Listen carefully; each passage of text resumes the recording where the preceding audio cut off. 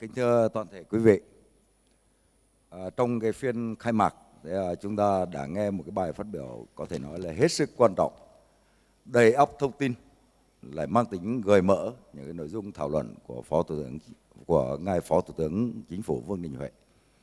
Tôi cho là cái bài phát biểu này nó phá vỡ kịch bản của tôi ngay từ đầu, bởi vì là tôi định chính là những vấn đề mà ngài Phó Thủ tướng đã trao đổi cũng chính là những câu hỏi mà tôi muốn hỏi các diễn giả có mặt ngày hôm nay ở tại đây. Tuy nhiên thì chắc chắn là chúng ta sẽ còn nhiều cái nội dung thảo luận để tập trung làm rõ một câu hỏi mà ngài Phó Thủ tướng đã nêu. Đấy là cái kỷ nguyên mới và bước ngoặt mới ở đây là gì? Và ngài Phó Thủ tướng cũng nêu câu hỏi với chúng ta là trong cái kỷ nguyên mới đấy thì chính phủ và cộng đồng doanh nghiệp phải làm gì để thúc đẩy thị trường phát triển một cách lành mạnh. Thì đây là cái vấn đề trọng tâm mà chúng tôi rất muốn là các chuyên gia sẽ thảo luận. Chúng ta cũng đã nghe một cái bài trình bày của ông Ulrich Kren, là tổng đốc, chủ tịch kiêm tổng đốc của KPMG Việt Nam về cái thực trạng thị trường M&A, và đặc biệt là trong cái bài trình bày của ông Kren thì đã nêu rõ những cái vướng mắc, những cái hạn chế. Vậy thì chúng ta cũng sẽ thảo luận để làm rõ những cái rào cản đối với thị trường. Thì phiên thảo luận này chúng tôi rất vinh dự và phải nói là cũng rất là bất ngờ được ngài Phó Thủ tướng Vương Đình Huệ nhận lời để cùng tham gia thảo luận và đối thoại với chúng ta. Mặc dù là ngài Phó Thủ tướng đã có một cái bài phát biểu là phải nói là rất là nhiều nội dung thông tin. Chúng tôi cũng mời đến đây ngài Bộ trưởng Bộ Đầu tư Nguyễn Chí Dũng. Thì phải nói là sáng nay do cái phiên họp ngài Bộ trưởng vào muộn, nhưng mà cũng đã sẵn sàng cùng với chúng ta để thảo luận những vấn đề liên quan đến những câu hỏi mà ban tổ chức đề ra. Chúng tôi cũng xin được trân trọng giới thiệu lại một lần nữa, tức là tham gia thảo luận có Chủ tịch Ủy ban Chứng khoán Nhà nước ông Trần Văn Dũng, có ông Lê Song Lai là Phó Tổng đốc của SCIC, có ông Sek Chang là luật sư điều hành của công ty luật Baker McKenzie, và có ông Dominic Scriven là chủ tịch của công ty quản lý quỹ Dragon Capital, một người mà rất quen thuộc với chúng ta trong các cái diễn đàn về tài chính. Trước hết thì tôi muốn được xin kính thưa Phó Thủ tướng. Trong cái bài trình bày thì phải nói là đầy ắp thông tin về cái nguồn hàng, và Phó Thủ tướng đã chỉ ra những cơ hội rất cụ thể trong cái tiến trình cổ phần hóa, thoái vốn doanh nghiệp nhà nước, tái cấu trúc đơn vị sự nghiệp, tái cấu trúc các cái công ty tài chính, các ngân hàng thương mại, thậm chí là các cái nông lâm trường, vân vân. Thì phải nói là nhìn ở góc độ nguồn hàng thì chúng ta thấy là chắc chắn là sẽ có một nguồn hàng rất phong phú. Nhưng câu hỏi mà tôi muốn dành cho Phó Thủ tướng là Phó Thủ tướng đánh giá như thế nào về cái khả năng là của bên mua, tức là cái bên mua chúng ta cung cấp một cái nguồn hàng lớn như vậy, thì bây giờ chính phủ nhìn nhận như nào về cái bên mua? Sắp tới đây chính phủ kỳ vọng như thế nào về các nhà đầu tư nước ngoài và cả các nhà đầu tư trong nước với tư cách là người mua những sản phẩm sẽ được tung ra thị trường? Xin trân trọng kính mời. Xin cảm ơn câu hỏi của tiến sĩ Nguyễn Anh Tuấn, nguyên Tổng Giám đốc báo Đầu tư, và chủ trì cái phiên thảo luận thứ nhất này. Chúng ta biết rằng là một cái thị trường thì bao giờ cũng phụ thuộc vào cung và cầu. Chính phủ thì cũng phải tính toán là đưa cái lượng nguồn cung ấy ra nó có cái lộ trình và có cái kế hoạch nó phù hợp để làm sao đó nó ổn định được cái kinh tế vĩ mô và thị trường chứng khoán, nó không đưa dồn dập cái hàng hóa ra. Tuy nhiên thì nó phụ thuộc cũng rất nhiều vào cái vấn đề là cái nguồn cầu, mà ở đây tức là sự tham gia của các cái nhà đầu tư. Thì cũng có nhiều người cũng đặt vấn đề là trong cái điều kiện mà kinh tế thế giới nó có những cái biến động nó khó lường như hiện nay, nhất cái chiến tranh thương mại ở Hoa Kỳ, Trung Quốc, rồi nhiều cái đối tác trên thế giới, thì ngoài các cái nhà đầu tư ở trong nước thì đối với nước ngoài như thế nào? Thì chúng tôi cũng xin nói quan điểm của chính phủ, tức là chính phủ thì hết sức coi trọng cái tạo mọi cái thể chế điều kiện cần thiết để cho cái doanh nghiệp trong nước phát triển. Doanh nghiệp trong nước thì mục tiêu là đến năm 2020 là có khoảng 1 triệu, và con số này sẽ gia tăng lên trong những thời gian tới. Hiện nay thì cái số lượng này đang phát triển rất là mạnh, và chúng tôi dự kiến trong cái ngày Doanh nhân Việt Nam năm nay thì sẽ công bố sách trắng và cái chỉ số phát triển doanh nghiệp của các địa phương, để cho các lãnh đạo từng địa phương quan tâm hơn đến cái phát triển doanh nghiệp trong nước. Thì quan điểm của chính phủ là nội lực là quyết định nhưng ngoại lực là quan trọng, và tạo mọi điều kiện thuận lợi để mà thu hút đầu tư kể cả gián tiếp và trực tiếp nước ngoài. Năm nay là chính phủ sẽ tổng kết cái 30 năm thu hút đầu tư trực tiếp nước ngoài, và dự kiến đầu tháng 10 sẽ có một hội nghị toàn quốc của Thủ tướng chỉ chủ trì về cái lĩnh vực này. Chúng tôi chủ trương là tiếp tục là đẩy mạnh hơn nữa cái thu hút đầu tư nước ngoài một cách có chọn lọc, chọn những cái doanh nghiệp mà có cái trình độ công nghệ tốt, rồi có cái quản trị tốt, có cái sẵn cái chuỗi giá trị, và có cái công nghệ thân thiện môi trường, và sẵn sàng kết nối với doanh nghiệp Việt Nam, đồng thời là phù hợp với định hướng tái cơ cấu của Việt Nam. Rõ ràng không thể nào bây giờ thu hút đầu tư nước ngoài bằng mọi giá nữa, phải có cái chọn lọc hơn. Nhưng mà tôi khẳng định là những cái diễn biến trong mấy năm nay cho đến thời điểm này thì Việt Nam vẫn là địa điểm đầu tư hấp dẫn của các nhà đầu tư nước ngoài. Cho nên cái tỷ trọng, cái đăng ký vốn đầu tư nước ngoài cũng như tỷ lệ giải ngân thì báo cáo với tiến sĩ Tuấn là đang cũng diễn ra một cách rất là sôi động. Đây là chính là cái lực lượng rất là đông đảo, rất là tốt. Đối với các nhà đầu tư gián tiếp thì hiện nay là từ đầu năm đến nay thì trên thị trường chứng khoán thì vẫn là mua ròng. Có ngài Dũng ở đây. Một số nhà đầu tư thì đang cơ cấu lại, đang tạm thời là để cái tiền nhàn rỗi trong tài khoản của mình, để sẵn sàng chắc là chờ những hội nghị như thế này để quyết định đầu tư vào những cái danh mục nào. Chưa hề có cái hiện tượng nào mà rút ra. Thì tôi nghĩ với một cái môi trường đầu tư và một cái tăng trưởng như tiến sĩ Tuấn nói là các cái tổ chức quốc tế cũng như dự báo thì tối thiểu năm nay cũng phải tăng trưởng 6,7 đến 6,8%. Và cái đà tăng trưởng này thì vẫn tiếp tục được duy trì. Chính phủ và Thủ tướng cũng coi rằng bản thân tăng trưởng cũng là một cái điều kiện để ổn định kinh tế vĩ mô. Vì vậy cho nên là trên nền tảng củng cố cái vĩ mô, rồi duy trì cái đà tăng trưởng và đi sâu vào cải cách sâu rộng các cái thể chế, các điều kiện về kinh tế kinh doanh, tạo môi trường đầu tư, thu hút đầu tư trong nước ngoài, doanh nghiệp Việt Nam mạnh lên như vậy thì không có cái lý do gì để chúng ta không tin tưởng là sắp tới sẽ có một cái làn sóng mới về phát triển doanh nghiệp tại Việt Nam, trong đó có cả M&A tại Việt Nam. Xin trân trọng cảm ơn ngài Phó Thủ tướng. Kính thưa Bộ trưởng Nguyễn Chí Dũng, ngài Phó Thủ tướng vừa mới đề cập đến cái hội nghị tổng kết toàn quốc về 30 năm đầu tư nước ngoài. Vậy thì xin Bộ trưởng có thể cho biết là cho đến nay ấy, thì cái công việc chuẩn bị cho cái hội nghị quan trọng này đang được tiến hành như thế nào, và sắp tới đây Bộ Kế Đầu tư với tư cách là cơ quan tham mưu của Chính phủ, của Đảng, Quốc hội trong cái lĩnh vực này ấy, thì chúng ta có cái chủ trương gì mới mà Bộ sẽ trình lên cho Chính phủ để đảm bảo thu hút đầu tư nó có chọn lọc, có chất lượng. Xin cảm ơn câu hỏi của ông Tuấn.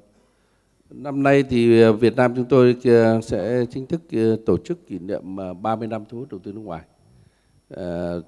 Phó Thủ tướng vừa mới nêu thì Chính phủ đã quyết định chọn ngày mùng 4 tháng 10.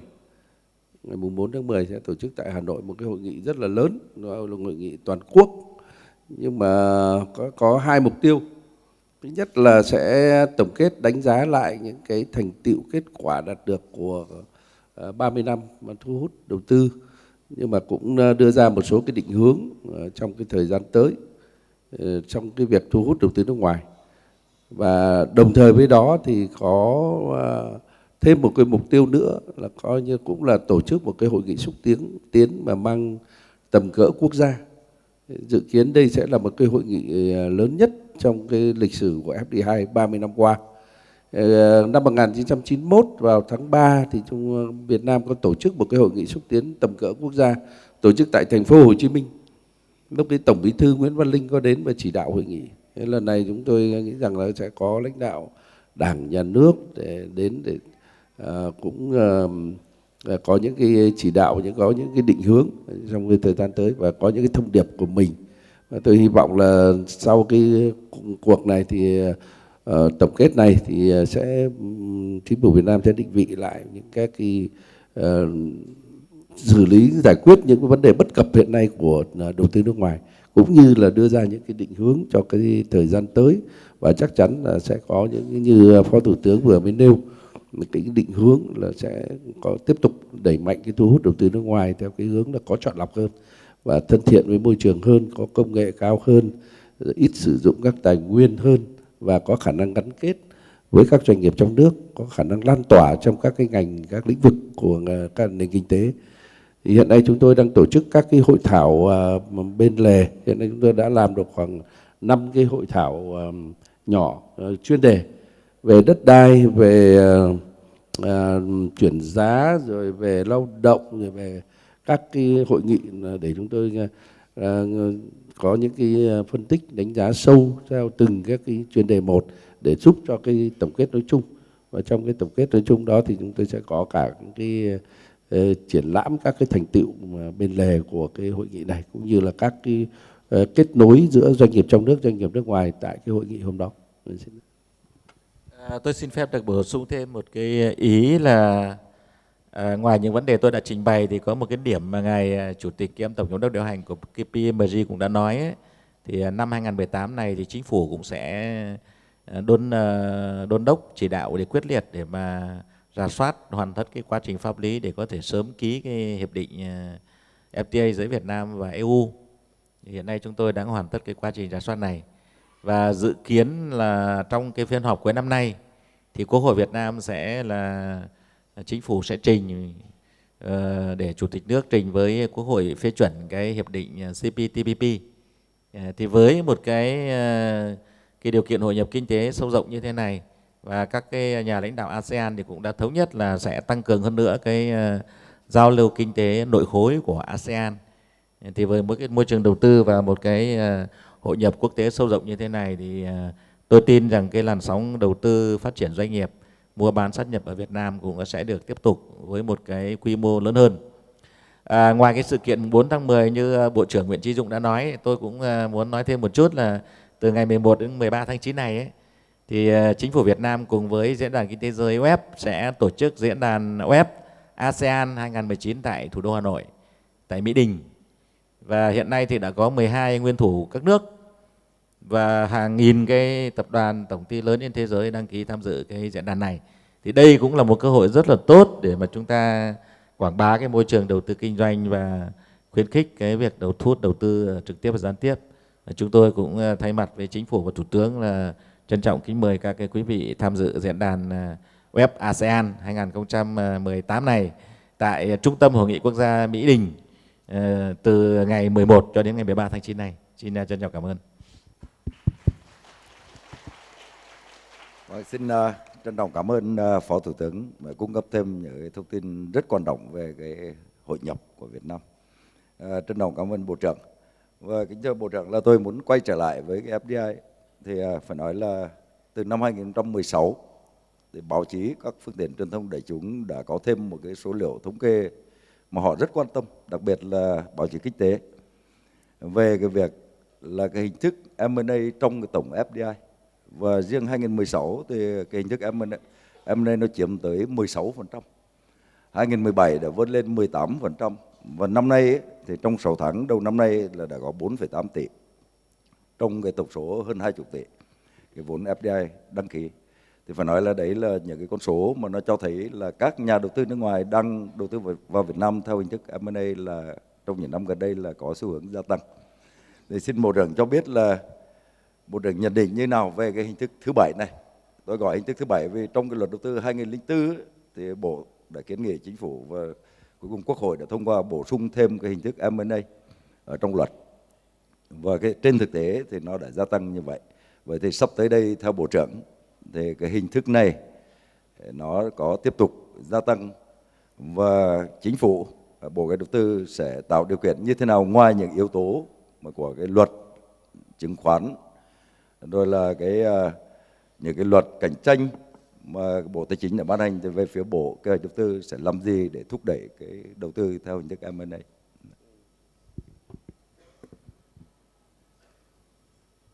Về M&A thì thực chất bản chất của M&A là chuyển dịch cái dòng tiền từ nơi mà có cái hiệu quả thấp mà sang cái nơi mà có khả năng cái sinh lợi cao. Thế và cái khả năng mà sinh lợi cao hay không ấy, có hay không ấy, thì do các nhà đầu tư nhìn nhận và đánh giá dựa trên cái sự tăng trưởng của cái nền kinh tế đó, dựa trên các cái ổn định của cái kinh tế vĩ mô, dựa trên các cái cải cách, các cái thủ tục hành chính cũng như cải thiện cái môi trường đầu tư, rồi các cái chính sách đi kèm, thì nó sẽ quyết định là cái nhà đầu tư có quyết định đầu tư vào đây hay không. Thì nó hoàn toàn phụ thuộc vào cả các cái nỗ lực của bản thân, ngoài các cái luật pháp liên quan đến chứng khoán hay liên quan đến cái M&A mà như ông đã nói, thì nó còn có các cái yếu tố mà để nhà đầu tư mới đi đến có cái quyết định này. Thực ra thì một cái hình thức M&A thì cũng là một cái hình thức linh hoạt của các nhà đầu tư. Nhà đầu tư thì gần đây thì không, đây là một cái phương thức bên cạnh cái đầu tư trực tiếp. Đầu tư trực tiếp thì chúng ta đều biết là rất mất thời gian, từ khâu là nghiên cứu rồi ra đến thủ tục, ra đến thành lập một doanh nghiệp, rồi ra đến đầu tư vào một cái dự án, rồi đến hiệu quả, rồi bao nhiêu năm mới ra đến hiệu quả kinh doanh thu hồi vốn. Thì đấy là một cái hình thức nó khác với cái hình thức M&A. M&A là rất linh hoạt. Hôm nay thấy có lợi, người ta có thể vào người ta mua, và ngày mai người ta thấy không có nhu cầu hoặc là người ta rút ra để người ta đầu tư cái khác, rồi ngày kia người ta lại quay lại, thì nó rất là linh hoạt. Và tôi cho rằng là đây là cái phương thức hết sức là linh hoạt của các nhà đầu tư. Và trong cái tình hình, trong cái bối cảnh hiện nay thì cái xu hướng này tiếp tục sẽ gia tăng, và đặc biệt là như Phó Thủ tướng Vương Đình Huệ đã nói thì cái tình hình kinh tế và cái môi trường của Việt Nam hiện nay đang được cộng đồng quốc tế đánh giá rất tốt, thì cái khả năng gia tăng cái M&A của các nhà đầu tư nước ngoài sẽ chắc chắn sẽ tiếp tục gia tăng mạnh mẽ hơn nữa trong thời gian tới. Vâng, xin cảm ơn Bộ trưởng. Trong cái phần trình bày của ông Warwick, Tổng Giám đốc của KPMG Việt Nam, thì có nêu là vẫn đang còn những cái rào cản pháp lý, và ông có đề nghị là chính phủ Việt Nam cần phải hoàn thiện hơn nữa cái khung khổ pháp lý cho cái hoạt động M&A. Thì tôi muốn được ông chia sẻ là ông có kiến nghị cụ thể gì với chính phủ. Vì nhìn chung ấy, thì các cái luật cũng đã được ban hành, nhiều nghị định đã được ban hành. Thì cái gì là cái mà theo cách nhìn của KPMG mà chính phủ cần phải làm để tháo gỡ các cái rào cản mặt pháp lý? Thank you very much, Dr. Tuan. I think there's two sort of things, two main issues, I think. One is that the government has to keep the momentum to demonstrate that Vietnam is open for business, and the participation in the trade agreements, CPTPP, the EU FTA, the ASEAN Economic Community, and so on. These are very, very important signals to the investment community that Vietnam is open for business and that they want to do, or they should be doing deals here. When it comes to execution of deals, I think the government has had has made enormous progress in the 20 years I've been here on moving away from the ask and grant mechanisms of deal approvals. And I think that is probably the area that will continue to be the focus of Minister Yung and Deputy Prime Minister Hui in continuing to reduce the discretion that government officials have over deal approvals. And there's still a sense and there's still a feeling, notwithstanding the changes in the regulatory environment, that deals can't happen often without the approvals. Many deals don't need the approvals from a public policy perspective in areas outside banking and sensitive areas. So I think that is probably the biggest regulatory trend, would be continuing to move away from ask and grant approach to deal approvals, regulatory approvals.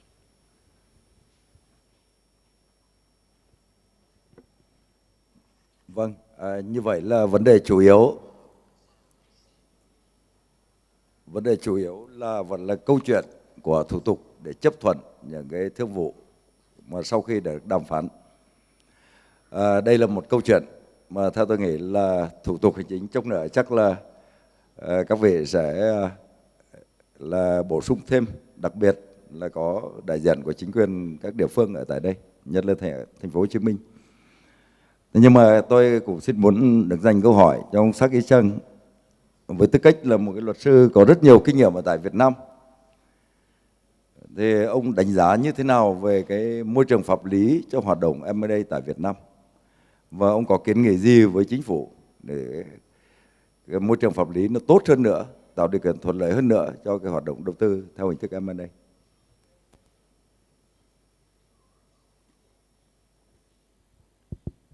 Thank you for the question. First of all, congratulations, Vietnam M&A Forum, for its 10th anniversary, and also for inviting me to such a distinguished panel.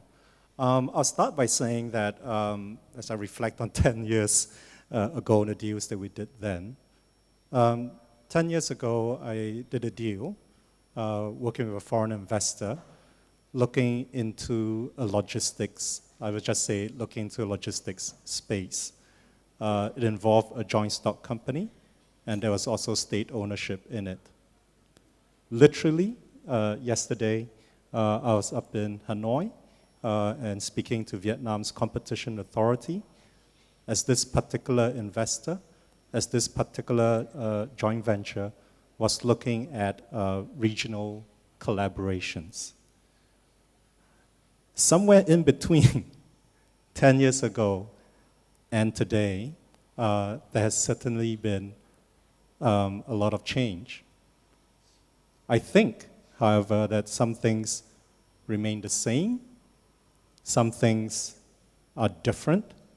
But I think the most important thing is, and I'm sure we all know this, is that the only constant is change. And I'll just quickly elaborate on some points. I think some of the things that remain the same is that Vietnam is open for business. We can see that the leadership here is committed to growing the economy, giving opportunities for businesses, both foreign and domestic. But they would also like to regulate it. They want to know who's investing, how much, what you're doing. So what remains the same is going to be things like approval requirements. Certain sectors are open, certain sectors will remain subject to conditions, primarily looking at, say, WTO commitments, as well as domestic law. But some things have definitely changed. Some things are different over the years. For example, the corporate forms that foreigners can set up, the corporate forms that foreigners can invest into. It used to be just foreign invested enterprise and joint ventures on one side, and then you have joint stock companies and LLCs on the other side. But now, all foreign investors can set up the same corporate form. This has actually facilitated M&A. I think the Sabeco deal, of course, it's very exciting, it's very encouraging for so many reasons. It shows the confidence the investors have in Vietnam.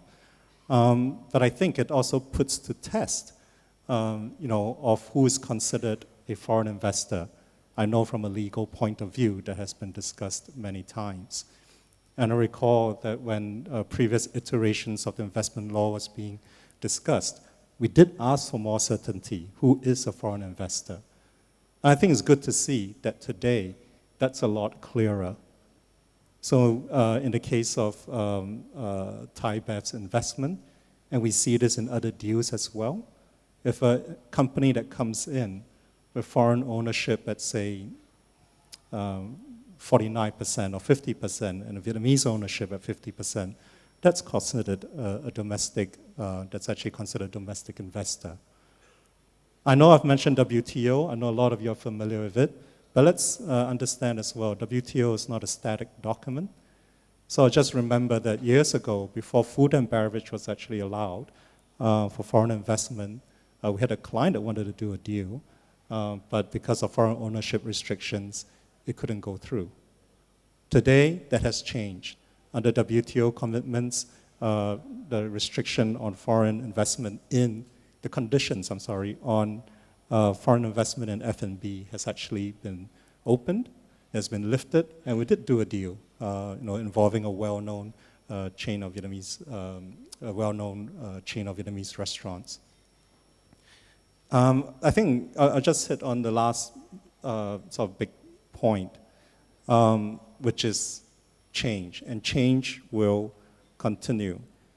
I mean, obviously, state divestments and equitization will continue. I do believe that out of the Sabeco deal, there are a lot of things that have been learned. I do believe that I think the auction process is what the government favors now.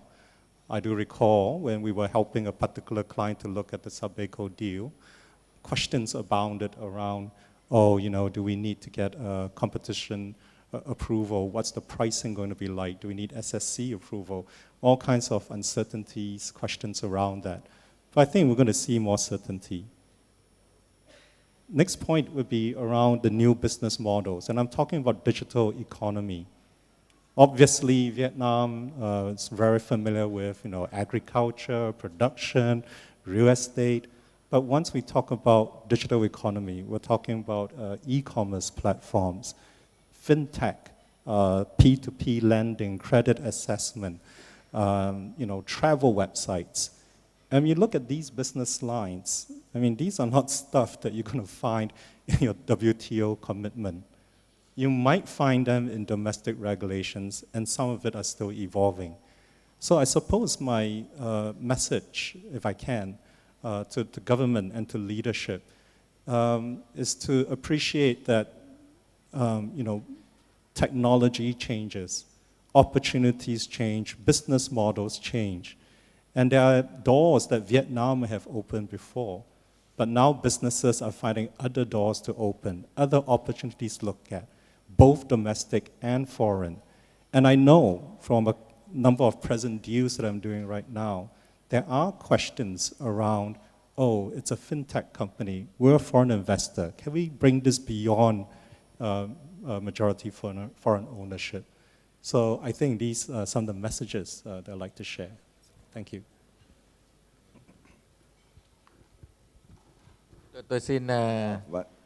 Tôi xin chia sẻ ý kiến vừa rồi của ngài. Một trong những vấn đề hiện nay chính phủ và thủ tướng cũng rất là quan tâm, đó là cái khung khổ thể chế cho cái hoạt động kinh tế trong cái nền kinh tế số. Hiện nay rất nhiều nhà đầu tư nước ngoài muốn mua một cái pháp nhân ở Việt Nam quy mô nhỏ thôi để làm một cái ngân hàng số, hay là một cái pháp nhân để mà làm cái thanh toán không dùng tiền mặt. Việt Nam hiện nay thì Thủ tướng cũng đang chỉ đạo là xây dựng chiến lược. Thế rồi Bộ Kế hoạch chúng tôi cũng vừa rồi cũng yêu cầu phải xây dựng cái đề án về kinh tế chia sẻ. Thế rồi các cái lĩnh vực liên quan đến fintech vân vân. Thì đây cái lĩnh vực mà hiện nay Việt Nam cũng đang, cái khung khổ này thì đang rất là bất cập. Và chính phủ cũng chủ trương là một số cái lĩnh vực cần thiết thì có thể có cái thí điểm. Sau đó sẽ có cái tổng kết để mà có ban hành một cái hệ thống làm sao tạo ra một cái hệ sinh thái cho các cái kinh tế số cũng như là các cái phương thức kinh tế như kinh tế chia sẻ người ta có thể phát huy được. Ngài nói rất là đúng là trong cái cách mạng 4.0 thì với cái tính chất mà nó mang tính đột phá mà có tính phá hủy như thế thì nhiều cái phương thức kinh doanh cũ, nhiều kinh nghiệm kinh doanh cũ, nhiều mô hình kinh doanh cũ là nó không còn có giá trị nữa. Trong khi những cái mới thì chưa được thiết lập. Thì tại những diễn đàn này chúng tôi rất là mong muốn có những cái kiến nghị đề xuất như thế này. Và rất là mong các đối tác phát triển của Việt Nam cũng hỗ trợ cho Việt Nam để các bạn có nhiều kinh nghiệm hơn Việt Nam trong cái việc hoàn thiện và sớm xây dựng một cái khung khổ pháp lý cho cái nền kinh tế số nó vận hành.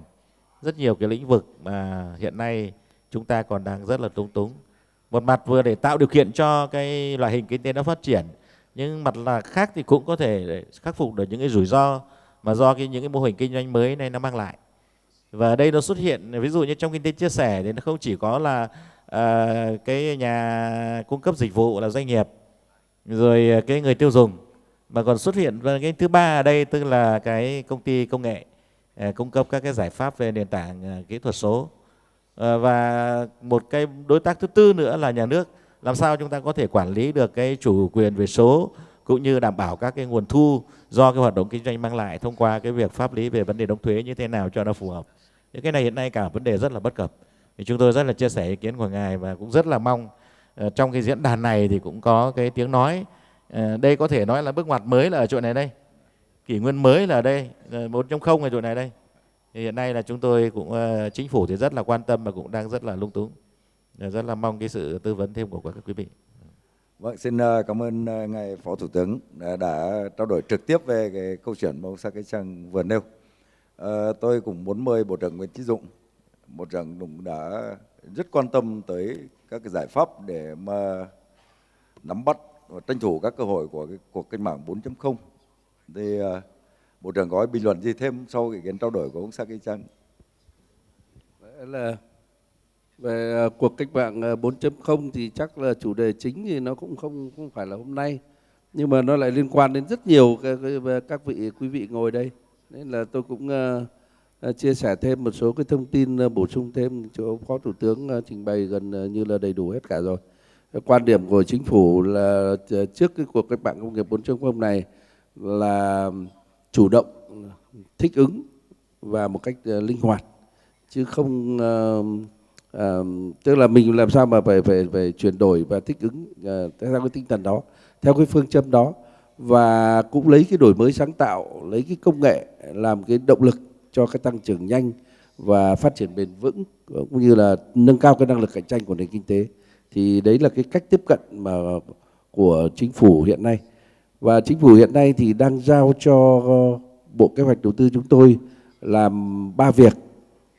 Thứ nhất là xây dựng một cái chiến lược quốc gia về 4.0, về cái cách mạng 4.0. Thì chúng tôi cho rằng là hiện nay cái cuộc cách mạng này thì nó đang tác động hết sức là to lớn, nó đang làm thay đổi rất nhiều thứ, và chúng ta đây là xác định đây là một cái cơ hội, có nghĩa là một cái cơ hội vàng cho các nước đang phát triển, trong đó có Việt Nam, để có thể tăng tốc, bứt phá và rút ngắn cái khoảng cách phát triển với cả các cái nước đi trước. Đây là một cái cơ hội, và muốn tận dụng được hết tất cả các cơ hội này thì chúng ta cần có một cái chiến lược để chúng ta tận dụng được hết những cái cơ hội dù là nhỏ nhất, dù là bé nhất mang lại trong cái cuộc này, và chúng ta cũng có thể tránh được những cái thách thức của nó. Vấn đề thứ hai mà chúng tôi cũng thấy rằng là một cái hạn chế của nền kinh tế hiện nay, mà đây cũng là một cái cơ hội mang lại, đó là chính là cái khả năng đổi mới sáng tạo và cái khả năng mà thích ứng đối với cả cái công nghệ trong nước hiện nay là cũng đang còn rất nhiều hạn chế. Do vậy thì chúng tôi đã xúc tiến một cái đề án, và Thủ tướng đã giao là thành lập một cái trung tâm đổi mới sáng tạo quốc gia, tức là hình thành nên một cái trung tâm để hỗ trợ cho cái nghiên cứu, cho cái đổi mới, cho sáng tạo và cho các cái khoa học công nghệ, phục vụ cho cái phát triển, phục vụ cho các doanh nghiệp và phục vụ cho cái phát triển trong cái thời đại công nghiệp 4.0. Vấn đề thứ ba là một vấn đề rất lớn mà chúng tôi cho rằng là cuộc cách mạng công nghiệp 4.0 không thể nói nếu như ngoài vấn đề đổi mới sáng tạo, ngoài vấn đề công nghệ, thì đó vẫn là vấn đề nhân lực. Nhân lực thì hiện nay thì chúng tôi thấy rằng là cái tài năng người Việt Nam trên khắp thế giới là rất lớn. Hiện nay có 4,5 triệu người Việt Nam đang ở nước ngoài, và đang nắm giữ rất nhiều các cái công nghệ, và đang làm việc, công tác làm việc nghiên cứu ở các trường, các viện, các trung tâm nghiên cứu, các tập đoàn hiện nay rất lớn. Thì chúng tôi có một cái nhiệm vụ mà báo cáo Thủ tướng đã đồng ý, đó là thiết lập một cái mạng lưới đổi mới sáng tạo quốc gia để khâu nối toàn bộ các cái tri thức của người Việt Nam ở trên khắp thế giới cùng với cả các cái tri thức và giới công nghệ ở trong nước, để cùng nhau nghiên cứu và phục vụ cho các nhu cầu của các doanh nghiệp, nhu cầu nghiên cứu của các cơ sở nghiên cứu, và đặc biệt là phục vụ cho doanh nghiệp, cho nhu cầu doanh nghiệp. Và tôi cho rằng đây cũng sẽ là một cái cơ hội mới mở ra cho cả doanh nghiệp trong nước và doanh nghiệp nước ngoài, khi mà chúng ta có cái trung tâm này, chúng ta có cái nguồn nhân lực này, và chúng ta có những cái công nghệ mới và thích ứng được với cả cái nền công nghiệp 4.0 mang lại, thì đây là một cơ hội rất là tốt. Và hiện nay thì chúng tôi đang triển khai ba cái nội dung công việc này một cách tích cực. Và cụ thể là ngày 18 cho đến 24 tháng 8 này thì chúng tôi đã tổ chức công bố cái mạng lưới đổi mới công nghệ quốc gia đầu tiên, và sẽ làm ở Hà Nội. Sau đó ngày 23 sẽ tổ chức tại thành phố Hồ Chí Minh. Thì cái này chúng tôi đã thống nhất với cả thành phố rồi. Thì tối ngày 22 thì sẽ thành phố, tôi biết là thành phố đã có tổ chức một cái hội nghị rất là lớn giao lưu với cả 100 bạn trẻ tiêu biểu tài năng của người Việt trên khắp thế giới sẽ về trong đợt này và sẽ vào giao lưu với thành phố Hồ Chí Minh và giới doanh nghiệp, giới khởi nghiệp và giới công nghệ và giới tri thức của thành phố, và tối ngày 22 tại thành phố Hồ Chí Minh. Thì mong các doanh nghiệp hưởng ứng tham gia, và đây là cơ hội rất tốt để chúng ta có được cái tầm nhìn và chia sẻ cái định hướng hợp tác trong cái cuộc cách mạng công nghiệp 4.0. Vâng, xin rất cảm ơn Bộ trưởng đã cung cấp thêm những cái thông tin và có những ý kiến cũng liên quan đến cái đề xuất, và qua cái ý kiến của ngài Phó tướng và của Bộ trưởng thì có thể thấy là chính phủ Việt Nam cũng đã và đang chuẩn bị để đón nhận cái sự thay đổi trong cái thời đại kỹ thuật số, trong thời đại số. Và tôi muốn nhắc đến một cái ý mà ông Sa Kỳ Chang nêu là có một cái kiến nghị liên quan đến cái pháp luật, thì có một cái kiến nghị là nới lỏng cái điều kiện cho các nhà đầu tư nước ngoài. Ông có nói đến cái 49%, 51% cho cái phần là cái điều kiện về đầu tư đối với các nhà đầu tư nước ngoài. Ở trong nước thì điều kiện kinh doanh. Thì ở chỗ này thì xin Bộ trưởng có thể là cho biết cái chủ trương của chúng ta sắp tới đây liệu có cái gì thay đổi trong cái câu chuyện là giảm bớt các cái điều kiện kinh doanh cho các nhà đầu tư nước ngoài khi họ đầu tư vào nước ta.